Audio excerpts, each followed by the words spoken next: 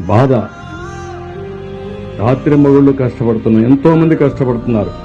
ఆఫీసర్లందరినీ ఎప్పుడు బురదలో తిరగనటువంటి ఆఫీసర్లను బురదలో తిప్పి పనిచేపిస్తున్నాం. కోప్పడుతున్నాం.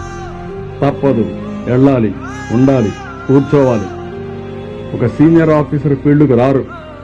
అలాంటిది రోజు చీఫ్ సెక్రటరీతో సహా అందరినీ ఫీల్డ్లో పెట్టి పనిచేపిస్తున్నాం. అది మా కమిట్మెంట్. బురదల్లే కార్యక్రమం మానండి. సిగ్గుంటే చేసిన తప్పు క్షమాపణ చెప్పుకోండి. కనీసం మీకు కాన్షియస్నెస్ ఉంటే ఆ కాన్షియస్నెస్ ప్రకారం మనసులోనే మీరు క్షమాపణ కోరండి, ప్రజాహితం కోరితే. అంతేగాని ఇష్ట ప్రకారం మాట్లాడితే మంచిది కాదు.